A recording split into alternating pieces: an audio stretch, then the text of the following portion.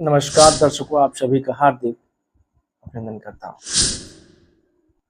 बुध वक्री होने जा रहे हैं और 14 मार्च से 7 अप्रैल तक वक्री रहेंगे।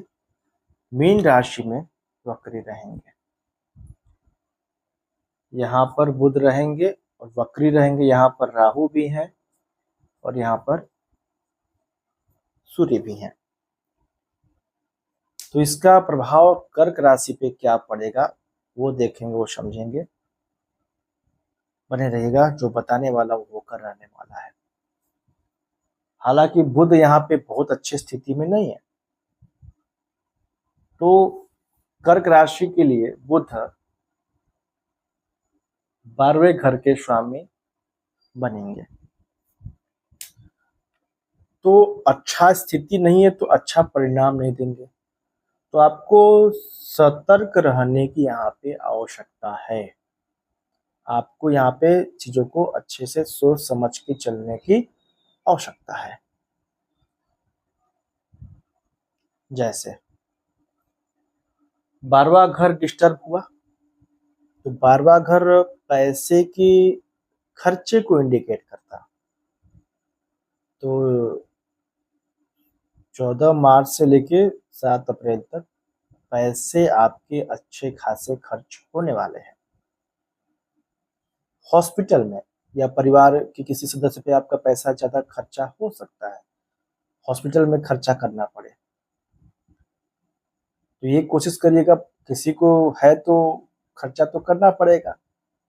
तो आप यहाँ पे ये भी ध्यान रख सकते हैं कि कुछ चीजों कुछ पैसों का आप बचा कर रखिएगा। क्या पता पैसा और आपको अपने में या परिवार के किसी मेंबर में लगाना पड़े, क्योंकि वहाँ खर्चा भी इंडिकेट कर रहा, हो सकता है खर्च पैसा कम पड़ जाए। तो आप पहले से भी कुछ चीज़ों को सोच के वहाँ पे चलने की आवश्यकता। अगर लगा कि हाँ ऐसा लग रहा है तो पहले से आप पैसे की व्यवस्था कर सकते, जिससे कि चीजें दिक्कत में ना हो। 12वां घर है तो कोर्ट कचहरी लड़ाई झगड़े को भी इंडिकेट कर, कुछ ऐसी घटनाएं हो सकती हैं कि आपको थाने जाना पड़े या कोर्ट कचहरी तक बातें बढ़े, लड़ाई झगड़े बहुत बढ़ सकते हैं। तो यहाँ पे आपको बचना है, छोटे मोटे बात विवाद से बचने की आवश्यकता है। लड़ाई झगड़े ज़्यादा बात ना बढ़ जाए, वहाँ पे आपको थोड़ा शांत होकर मैटर को समझने की आवश्यकता है, क्योंकि छोटा मैटर बहुत ज़्यादा बात बात बढ़ सकता है। और ये पारिवारिक कलह का भी इंडिकेशन दे रहा है। 12वां घर पारिवारिक कलह का भी होता है।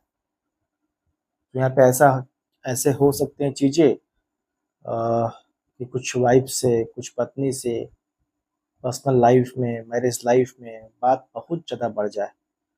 मतलब कुछ चीज़ें ये भी इंडिकेट कर सकते हैं कि अगर आप इस थर्ड पार्टी से जुड़े हुए हैं तो कुछ बात एक्सपोज हो जाए, जिससे कि आपके पर्सनल लाइफ में दिक्कतें बढ़ें।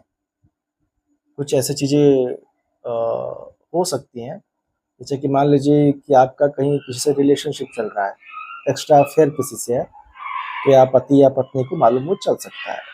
तो यहाँ पे मतलब एक्सपोज हो सकता है, कुछ छुपा हुआ चीज़ें एक्सपोज हो सकता है। तो इसको भी आपको यहाँ पे ध्यान रखने की, जिस जिस कारण से आपके पर्सनल लाइफ मैरिज लाइफ में दिक्कतें बढ़ेंगी, तो कारण तो यही होगा। तो इन्हीं सब चीज़ों का आपको ध्यान रख के आगे बढ़ना है। बाकी आपकी कुंडली में कहाँ पे बैठे हैं, क्या स्थिति है, वो तो कुंडली देखने के बाद ही मालूम चलेगा। व्हाट्सअप कर सकते, कुंडली देखवाना कुछ चाहते आप मेरे कुंडली दिखवा सकते हैं। वीडियो से लाइक है, सब्सक्राइब है, शेयर जरूर करेगा। जय हिंद, जय भारत।